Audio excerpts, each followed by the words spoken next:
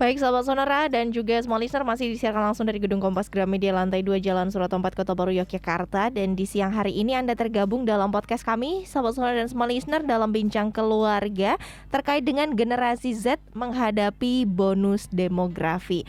Bersama dengan narasumber kami yang sudah hadir di studio, sudah hadir di sini Kepala Bidang Pengendalian Penduduk dan Keluarga Berencana, Bapak Soleh Anwari SST. Selamat siang Pak Soleh.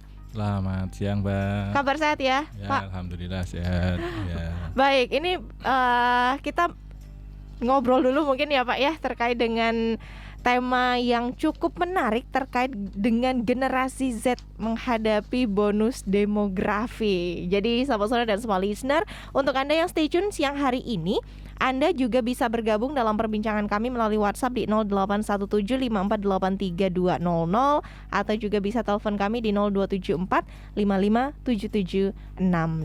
Baik Pak Soleh, terkait dengan bonus demografi, mungkin kita bisa informasikan dulu ini Pak terkait dengan apa sebenarnya yang dimaksud dengan bonus demografi. Demikian ini Pak Soleh. Iya, terima kasih Mbak. Jadi kata-kata bonus itu berarti kan sesuatu yang lebih gitu. Kalau bisa dibuat pengertian yang sederhana, sebenarnya disebut dengan bonus demografi itu paling gampang adalah keuntungan ekonomi yang didapat karena bertambahnya usia produktif. Sebagai akibat dari penurunan dari fertilitas jangka panjang kan seperti itu. Oke, baik. Tapi kenapa bisa disebut dengan bonus demografi, Pak? Yang apa sebenarnya yang bisa hal-hal apa yang bisa menjadikan bonus demografi ini terjadi begitu, Pak Soleh? Oh ya, okay. Jadi sebelum masuk ke situ, yang tadi bonus demografi itu juga bisa diartikan keadaan di mana peningkatan penduduk pada usia produktif yang berkisar pada usia 16 sampai 60 tahun gitu. Juga bisa diartikan di mana penduduk usia produktif itu lebih besar dibandingkan dengan usia non produktif. Itu dengan apa istilahnya persentase itu lebih dari 60% gitu.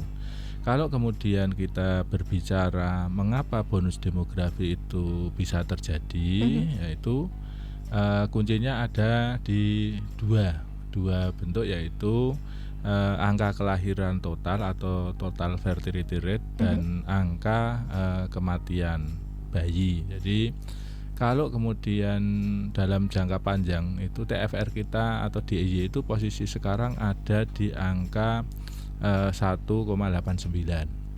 Jadi bisa dikatakan dalam satu keluarga itu rata-rata hanya memiliki satu anak atau kurang dari maksimal 2, karena hanya 1,89. Kemudian faktornya bisa terjadi bonus demografi itu yang kedua kaitannya dengan angka kematian bayi yang juga turun gitu. Posisi DIY tahun 2022 angka kematian bayi kasarnya itu hanya di 10,90. Maksudnya di sini adalah ada kematian 10 bayi pada 1000 bayi lahir dalam 1 tahun. Jadi DIY itu berarti kesehatannya sudah sangat bagus karena hanya ada 10 kematian bayi dalam 1000 bayi lahir dalam 1 tahun kan gitu. Semakin kecil angka kelahiran, kemudian semakin kecil juga angka kematian, berarti akan semakin panjang usia produktif anak-anak yang lahir. Nah, itulah yang kemudian menjadi bonus demografi itu sendiri. Oke, baik. Nah, sahabat Sonora dan semua listener, sekali lagi untuk Anda yang ingin bergabung dalam perbincangan kami, Anda kami undang melalui WhatsApp ataupun telepon. Bisa melalui telepon kami di 0274557762 atau juga bisa melalui WhatsApp kami di 0817548320. Kami menemani sampai nanti menjelang pukul 14.00 ya sahabat Sobat Sonora dan semua listener. Untuk Anda yang ingin bergabung juga masih ada waktu, jadi silahkan. Masih terkait dengan generasi Z menghadapi bonus demografi. Ini Pak Soleh tadi sudah informasikan terkait dengan apa sebenarnya yang dimaksud dengan bonus demografi, kemudian juga mengapa bonus demografi ini bisa terjadi. Nah, selanjutnya ini Pak Soleh, segala hal sesuatunya itu kan ada positif dan negatifnya begitu ya Pak ya. Tapi kalau terkait dengan tema kita siang hari ini terkait dengan bonus demografi, ini dampak positif dan negatifnya apa untuk kita ini begitu Pak Soleh? Ya, okay. Bonus demografi, kalau tadi dikatakan bonus demografi itu mempunyai dampak tentunya yang kita inginkan atau yang diinginkan pemerintah adalah tentunya bagaimana dampak positifnya. Yang paling gampang kalau kita berbicara sebenarnya dampak positifnya adalah membuat tingkat penduduk produktif itu lebih banyak. Itu dampak positifnya, sehingga dapat menanggung penduduk yang non produktif. Ini kalau kita berbicara istilahnya angka ketergantungan, itu berarti penduduk yang usia produktif itu bisa kemudian menanggung yang usia non produktif.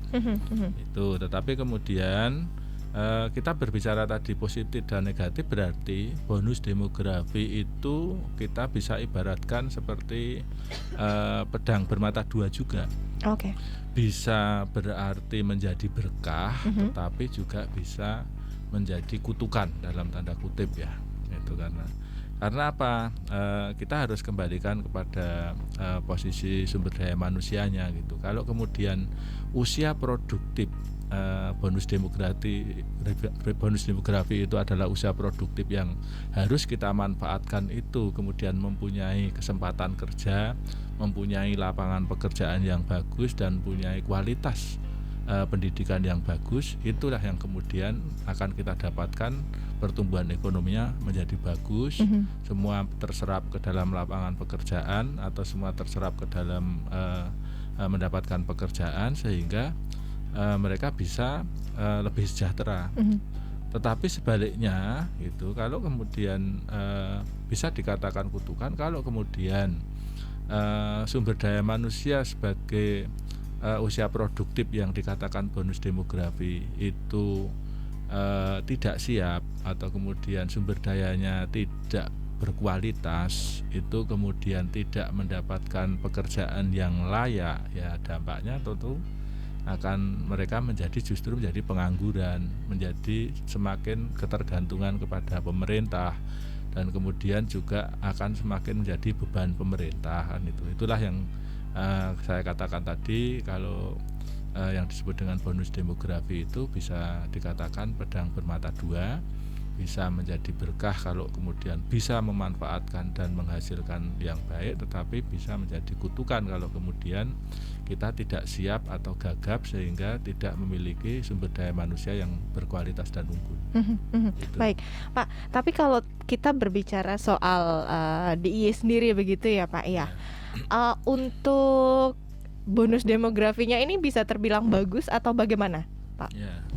Kalau kita berbicara yang sekup di DIY, itu sebenarnya bonus demografi kita sudah sangat bagus gitu. Tadi sudah saya katakan pada posisi TFR hanya 1,89, itu berarti kita memiliki rentang yang panjang untuk apa istilahnya usia produktifnya. Kalau kemudian usia produktif yang ada ini itu kemudian ditangkap dengan istilahnya kualitas dari sumber daya manusianya yang ada di DIY, itu ya tentunya itu akan bagus gitu. Tapi kalau berbicara masalah apakah posisi DIY itu sudah bagus atau belum gitu, sebenarnya bisa kita lihat juga dari analisis yang ada di dalam Grand Design Kependudukan kita. Jadi di DIY itu sudah memiliki juga yang namanya Grand Design Pembangunan Kependudukan atau GDPK. Di dalamnya juga ada analisis terkait dengan kelahiran, kematian dan lain sebagainya, termasuk mobilitas penduduknya. kelebihan atau grand design pembangunan kependudukan itu juga melihat dari sisi kuantitas penduduk dan kualitas penduduknya. Posisi di DIY sekarang ini secara kuantitas penduduk kita itu lebih banyak, malah lalu bisa dikatakan hampir lebih banyak jumlah penduduk perempuannya daripada laki-lakinya gitu.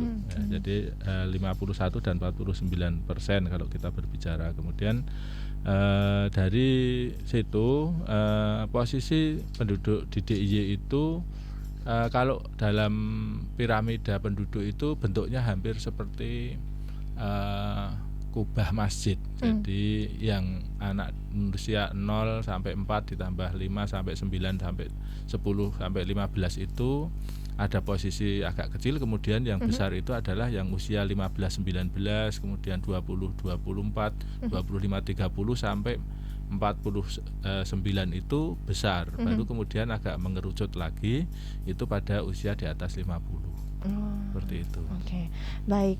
Demikian ini sahabat Sonora dan juga Small Listener. Jadi untuk Anda yang ingin bergabung dalam perbincangan kami dan punya pertanyaan atau hal-hal yang ingin ditanyakan atau didiskusikan siang hari ini terkait dengan generasi Z menghadapi bonus demografi, kami masih mengundang Anda untuk bergabung sahabat Sonora dan Small Listener di 0817 5483 200. Kemudian juga bisa telepon kami di 0274 557762. Kami hadir untuk Anda dalam ruang dengar Anda sahabat Sonora dan Small Listener sampai pukul 14.00. Jadi silahkan pergunakan kesempatan ini untuk Anda yang ingin bergabung bersama kami.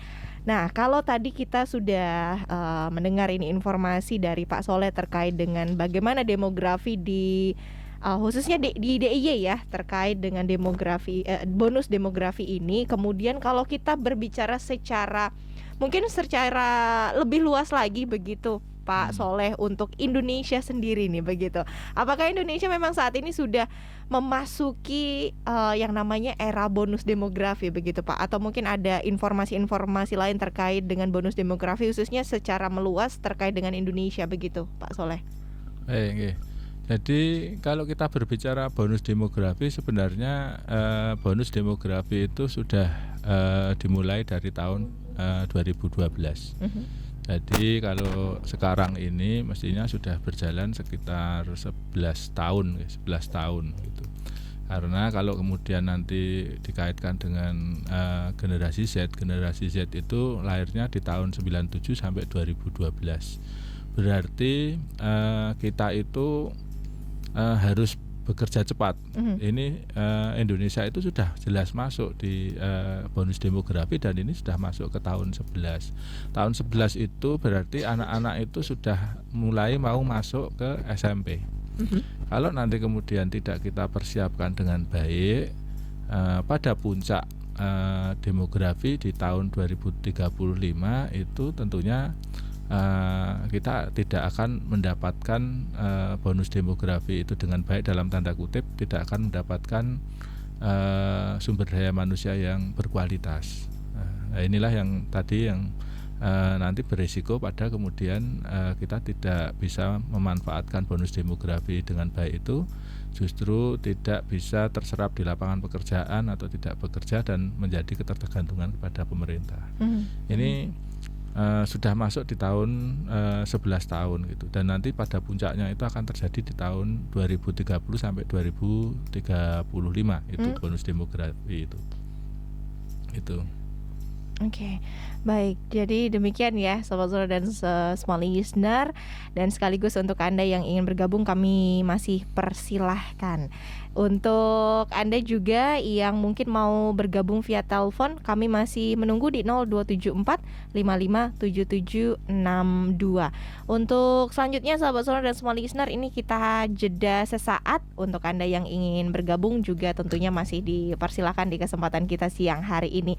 Sekali lagi dengan dengan tema kami Generasi Z menghadapi bonus demografi. Untuk Anda yang ingin bergabung kami tunggu di 081754832000 atau juga melalui telepon kami di 0274557762. Kami jeda sesaat dan stay tune di Sonora FM dan Smart FM Yogyakarta. Baik sahabat Sonora dan juga untuk Anda small listener, terima kasih masih bersama kami dalam podcast Bincang Keluarga terkait dengan generasi Z menghadapi bonus demografi. Sekali lagi kami informasikan sahabat Sonora dan small listener, untuk Anda yang ingin bergabung masih kami tunggu sampai nanti pukul 14.00 di 081754832000. Untuk Anda yang ingin bergabung melalui WhatsApp kami dan juga bisa telepon kami sahabat Sonora di 0274557762. Kita melanjutkan perbincangan siang hari ini begitu ya terkait dengan generasi Z menghadapi bonus demografi. Kalau tadi juga sudah banyak informasi yang sudah disampaikan Pak Soleh ini untuk bonus demografi dan juga seperti apa bonus demografi yang ada di DIY dan juga khususnya di Indonesia ya sahabat Sonora dan small listener. Nah, kalau kita dari tadi sudah menyebut beberapa kali begitu Pak Soleh terkait dengan generasi Z begitu ya. Tapi kalau kita berbicara terkait dengan generasi Z itu apa sih sebenarnya begitu Pak Soleh?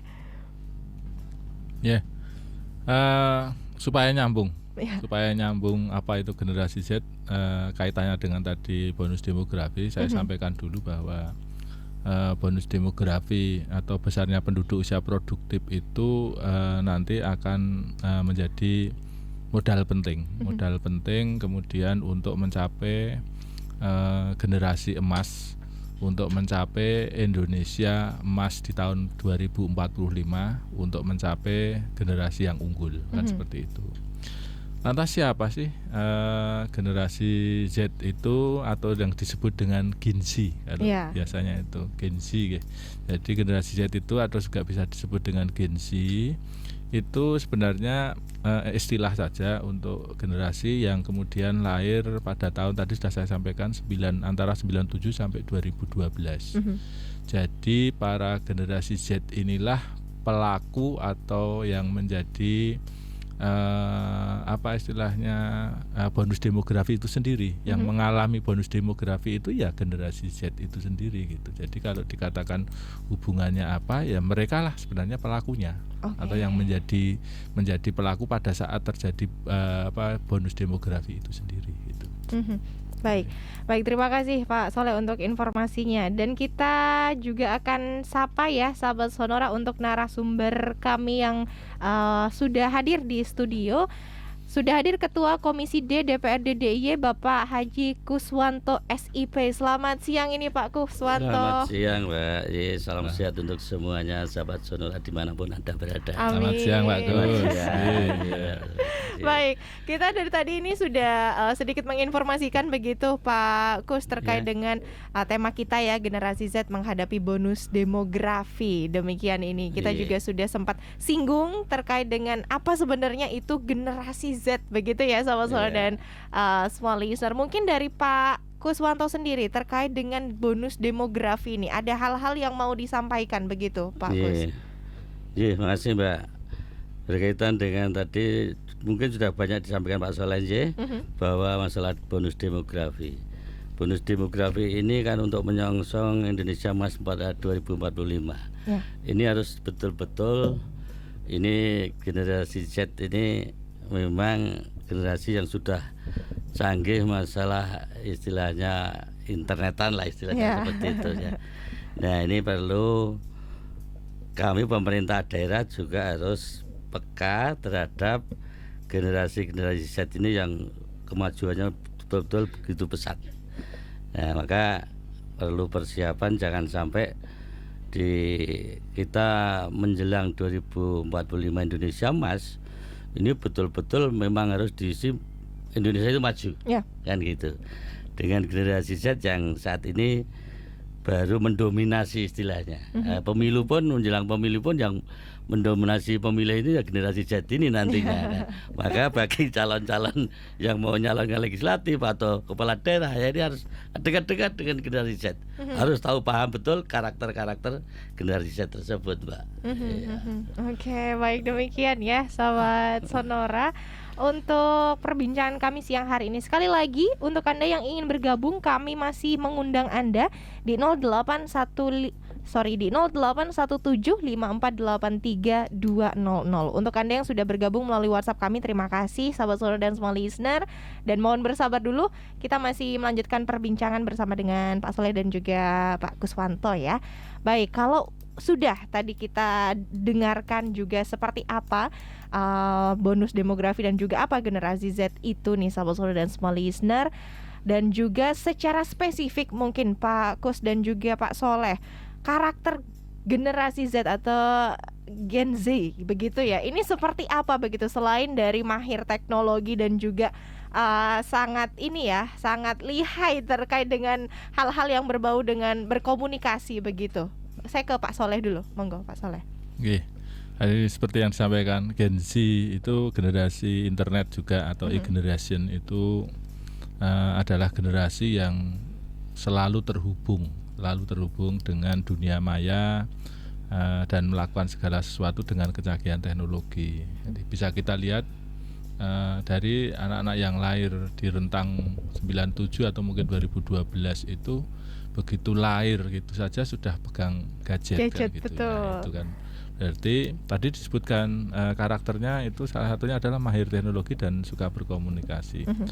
Yang paling kelihatan itu bisa dikatakan kalau saya ciri-cirinya itu aktif berkomunikasi di dunia maya. Maksudnya aktif berkomunikasi ini semua dilakukan dengan melalui teknologi yang ada gitu. Mereka berkomunikasi lebih banyak menggunakan teknologi yang ada kan seperti itu. Kemudian cakap memanfaatkan teknologi, kalau tadi dikatakan mahir itu bisa dikatakan cakap. Kalau generasi baby boomer seperti mungkin Pak Kus atau generasi X, kalau saya itu masuknya di generasi X karena lahir di tahun 70-an gitu.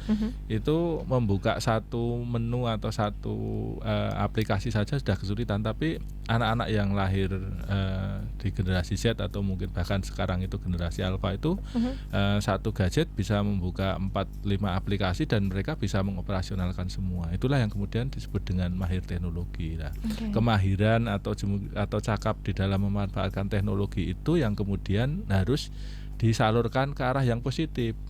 Harus disalurkan ke arah yang positif supaya bisa mendukung menjadi SDM yang unggul dan SDM yang berkualitas tadi. Sehingga istilahnya bonus demografinya ya betul-betul bisa dimaksimalkan untuk kemudian mendapatkan sumber daya manusia yang unggul dan berkualitas. Kemudian bisa juga karakter atau ciri-cirinya kalau saya bilang mandiri, itu kemandirian mereka dengan adanya teknologi itu kemudian tidak tergantung kepada orang lain gitu. Kemana-mana mungkin bisa saja sekarang tidak harus tergantung, tetapi kemudian bisa memanfaatkan teknologi itu sendiri.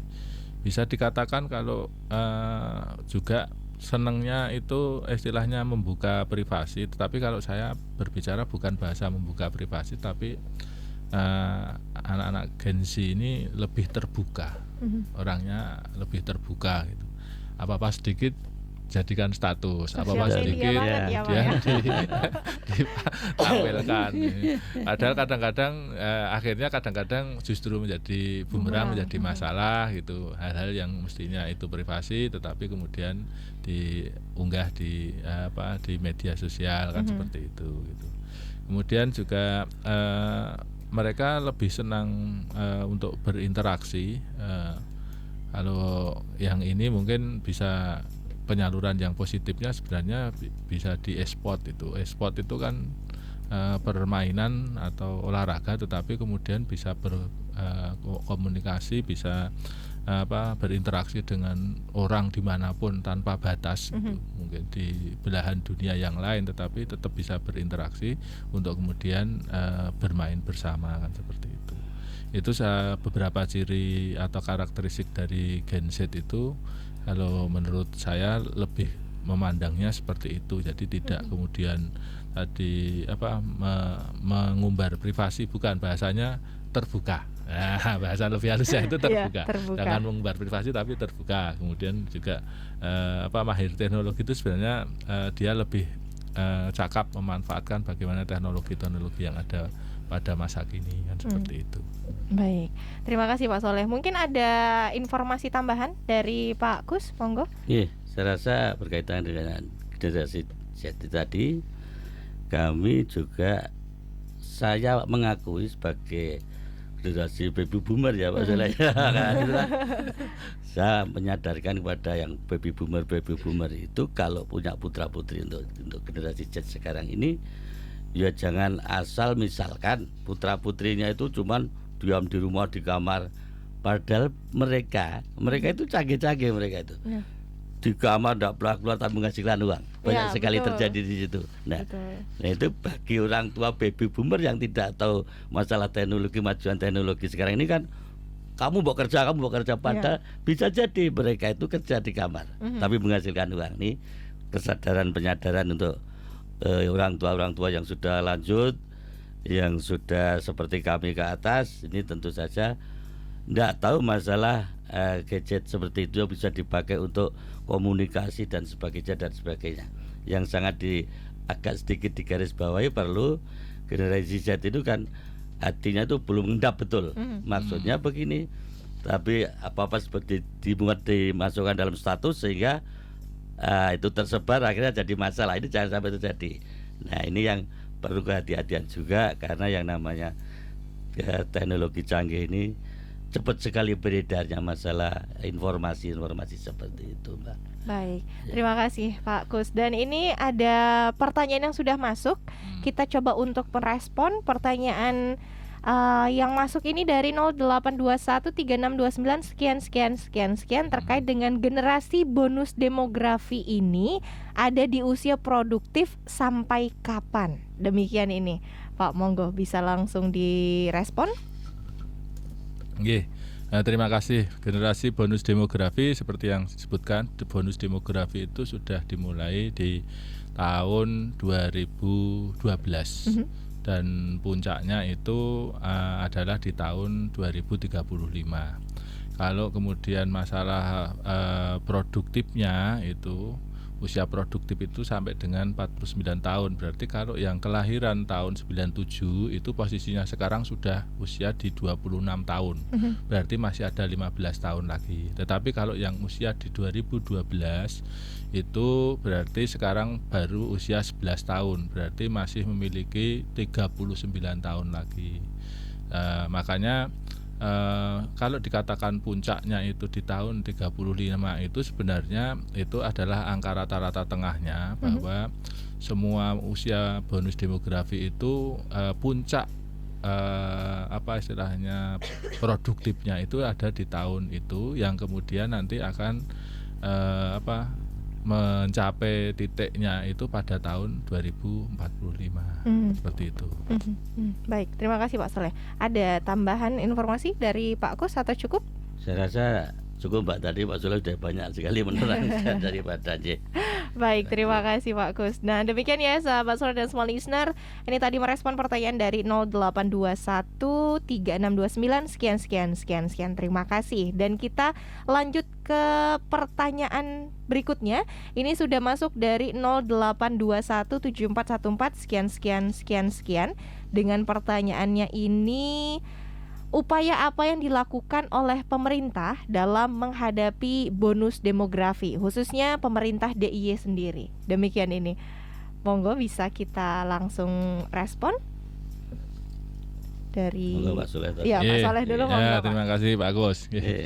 Ini nanti upayanya bareng-bareng. Jadi ya ada dari sisi legislatifnya, ada dari sisi eksekutifnya, kan seperti itu. Jadi maksudnya legislatif itu dari sisi penyusun kebijakan, kemudian dari kami yang pelaksana kebijakan, kan gitu. Jadi generasi Z untuk yang bonus demografi itu tentunya mereka adalah generasi-generasi yang harus dipersiapkan betul menjadi generasi unggul, sehingga tentunya secara jasmani atau secara fisik itu sehat. Ya, jadi generasinya itu ya harus generasi yang sehat. Nah, siapa yang berkontribusi di sini? Ya tentunya kalau di dalam pelaksanaan atau di pemerintahnya, ya bagaimana kemudian dinas kesehatan itu memberikan seluruh fasilitasi terhadap anak-anak yang lahir di generasi Z ini untuk menjadi generasi yang sehat secara fisik, pemenuhan kebutuhan terpenuhi. Jadi pemerintah di sini harus tidak hanya dari satu sektor, tapi seluruh komponen itu bergerak, pemenuhan kebutuhan secara ekonomi terpenuhi, menjadi anak yang sehat, kebutuhan kesehatannya terpenuhi.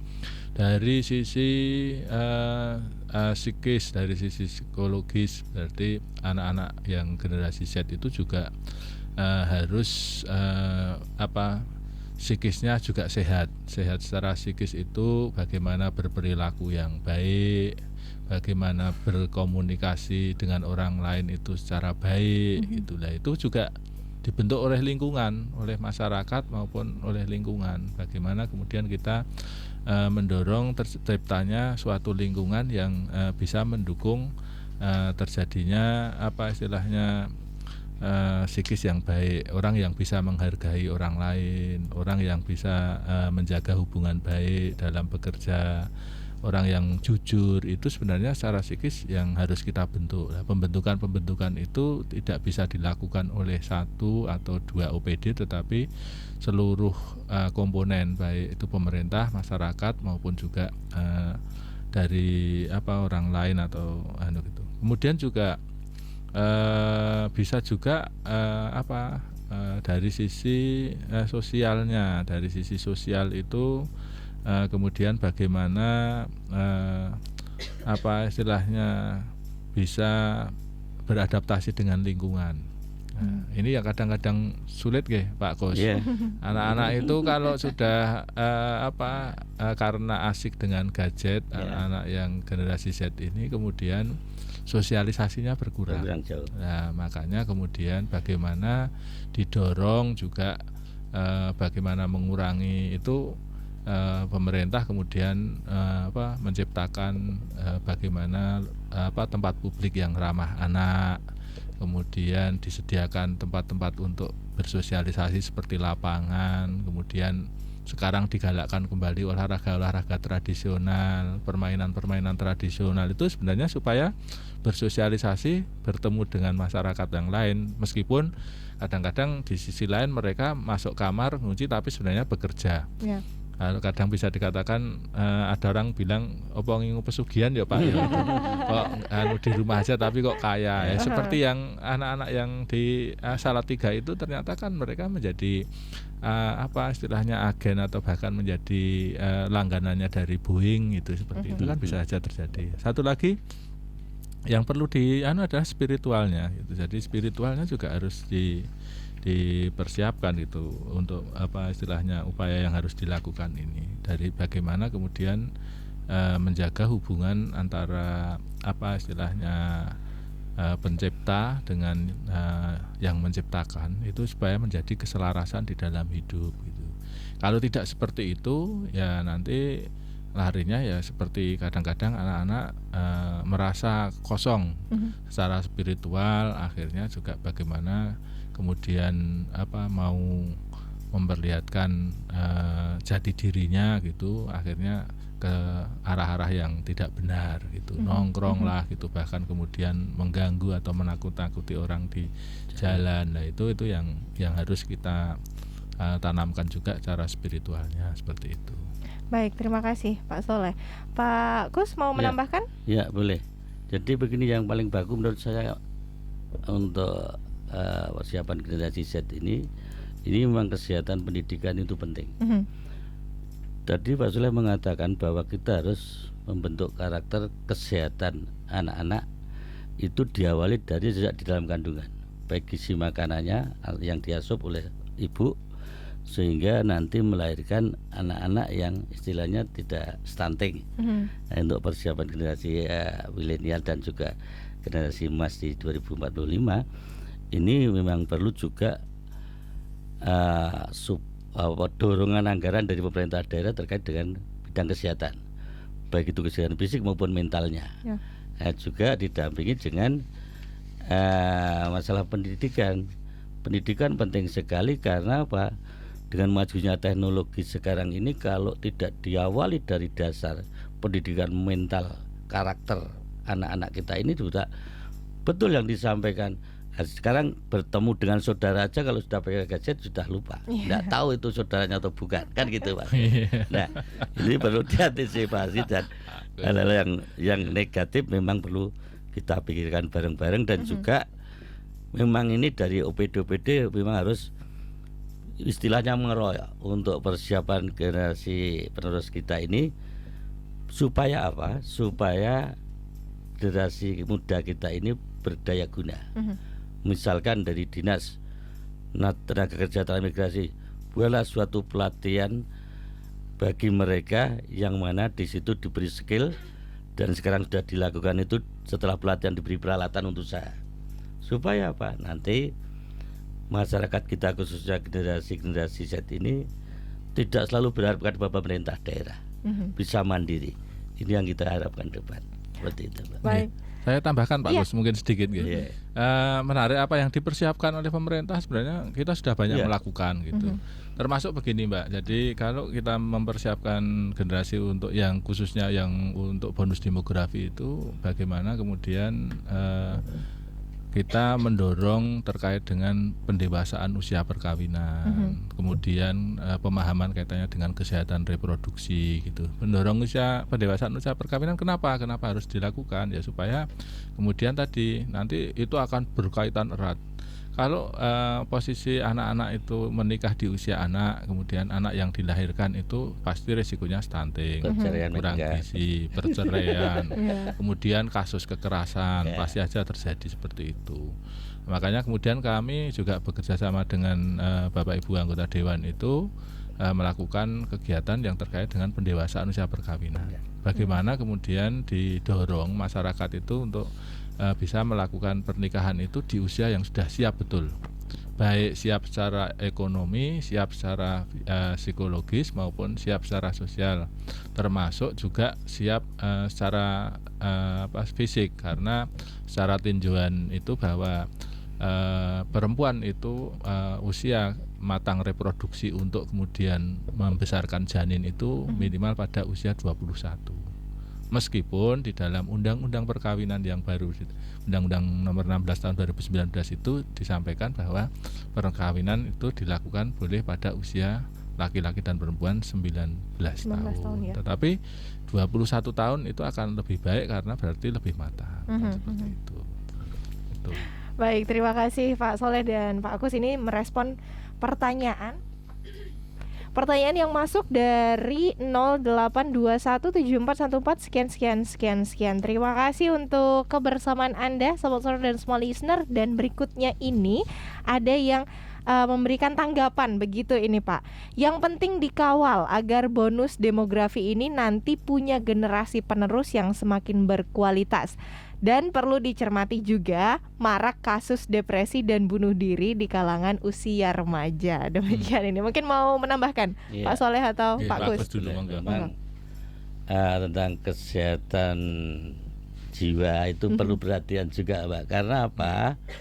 Karena orang tua yang usianya seperti saya ke atas itu tidak paham. Misalkan putra-putrinya itu kok diam.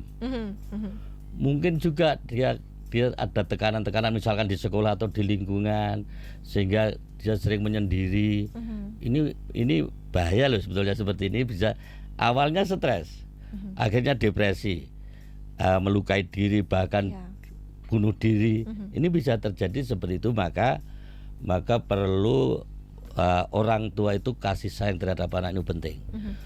Istilah menyatu, orang tua harus tahu karakter masyarakat, bisa seperti teman, bisa seperti saudara, bisa seperti kakak, bisa seperti adik. Kasih sayang harus selalu terjalin supaya apa? anak-anak itu bisa berani menyampaikan apa yang dia pikirkan. Jangan anak itu menjadi takut. Misalkan membuat kesalahan di rumahnya. Kalau orang-orang dulu mesti dimarahi. Nah ini jangan sampai seperti itu ya, diluruskan sedikit demi sedikit, jangan sampai anak itu tersinggung. Sehingga kesehatan mental ini memang betul-betul perlu perhatian. Memang kalau sudah tingkatannya agak lebih apa ya istilahnya ekstrim begitu ya Pak ekstrim ya? ya kita harus konsultasi kepada psikolog yang ada. Saya rasa itu Mbak. Baik, terima kasih Pak Agus. Nggak Pak Saleh? Iya, sedikit saya menambahkan dulu. Jadi tadi memang harus dikawal. Kenapa? Ya tadi generasi Z atau Gen Z itu adalah pelaku daripada bonus demografi itu sendiri. Sehingga posisinya itu adalah generasi transisi, di mana generasi Gen Z itu pada posisi generasi teknologi atau generasi yang canggih, tetapi kemudian yang mengasuhnya atau orang tuanya itu adalah generasi dengan pengasuhan pola asuh tradisional. Nah, inilah yang kemudian terjadi pertentangan gitu. Belum lama kan terjadi di salah satu universitas ada yang kemudian jatuh dari lantai 4, kemudian juga yang kemarin belum lama juga yang ada yang naik di tower Sutet kan seperti itu. Itu tadi kan mungkin secara psikologis memang tekanannya sangat berat. Nah, kalau tekanannya sangat berat ya apa yang harus dilakukan gitu. Ya kita harus mengawal gitu. Pemerintah harus hadir gitu. Pemerintah harus hadirnya di mana? Salah satunya pemerintah hadir dalam rangka untuk kemudian mengawal ini adalah bahwa sekarang seperti yang dilakukan oleh DP3AP2 itu kita memiliki yang namanya Puspaga, Pusat Pembelajaran Keluarga. Itu dari mulai kalau kita mau persiapan nikah itu kemudian apa yang harus dilakukan, di sana nanti bisa disimulasikan pertanyaan-pertanyaan yang ada jawabannya. Kemudian kalau umpamanya punya permasalahan pun kami menyediakan juga psikologi klinis yang bisa memberikan istilahnya pencerahan. Kalaupun terpaksanya malu umpamanya datang, wah saya malu nanti tidak saya ketahuan punya masalah gitu. Sebenarnya juga bisa hadir juga melalui telepon sahabat anak dan keluarga gitu. Jadi sebenarnya banyak kanal-kanal yang kemudian dilakukan oleh pemerintah, termasuk juga nanti di Kementerian Agama juga ada konsultasi-konsultasi yang dilakukan seperti itu. Itu dalam rangka untuk kemudian kita bagaimana mengawal secara mental maupun secara spiritual itu terhadap generasi Z di dalam menghadapi atau di dalam mengarungi bonus demografi ini, seperti itu. Baik, terima kasih Pak Soleh. Nah ini tadi merespon WhatsApp dari 08564040 sekian. Baik, dan kita harus jeda dulu ya sahabat Sonora, dan untuk Anda small listener, nanti kita akan sambung untuk di ujung perbincangan kami siang hari ini. Stay tune. Radio Sonora.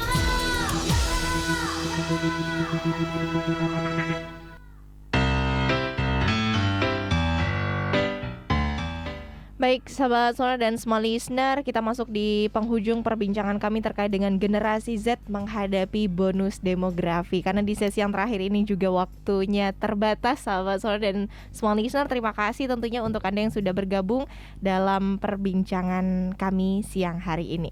Baik, sebagai penutup begitu ini Pak Soleh dan juga Pak Kus, mungkin ada hal-hal yang ingin disampaikan secara singkat begitu ya untuk sahabat Sonora dan small listener, dan juga pesan-pesannya begitu. Saya ke Pak Kus dulu mungkin. Monggo. Makasih Mbak. Terkait dari pembicaraan ini, kami selaku generasi tua ini cuman berpesan aja untuk mengisi tahun Indonesia Emas 2045. Ini bagi generasi saja, persiapkan masa mudamu sebaik mungkin untuk mengisi pengganti kita yang sudah tahu lebih berkualitas dan lebih memajukan Indonesia ke depan. Itu harapan kami seperti itu, Mbak. Baik, terima kasih Pak Kus. Monggo selanjutnya dari Pak Soleh. Generasi Gen Z adalah generasi yang merasakan kondisi bonus demografi. Kami hanya mendorong atau mengharapkan kepada semua pendengar maupun yang masih muda-muda untuk kemudian betul-betul siap menghadapi bonus demografi ini dengan mempersiapkan sebaik-baiknya, baik dari sisi pendidikan, kesiapan pengalaman maupun pengetahuan kerja, sehingga bisa menjadi generasi yang unggul, generasi yang sukses, dan bisa mencapai cita-cita menjadi generasi emas di tahun 2045. Baik, terima kasih Pak Soleh dan juga Pak Kus untuk siang hari ini sudah memberikan insight menarik untuk sahabat Sonora dan juga semua listener terkait dengan perbincangan kami ya untuk generasi Z menghadapi bonus demografi. Demikian untuk perbincangan kami siang hari ini. Sekali lagi terima kasih Pak Soleh, terima kasih Pak Kus. Dan terima kasih, selamat siang. Selamat siang. Dan untuk Anda sahabat Sonora, semua listener, terima kasih sudah stay tune dalam podcast Bincang Keluarga siang hari ini, dan juga program kami selanjutnya masih akan hadir menemani ruang dengar Anda. Saya Ica pamit mewakili semua yang hadir dan bertugas. Selamat siang dan selamat melanjutkan aktivitas Anda.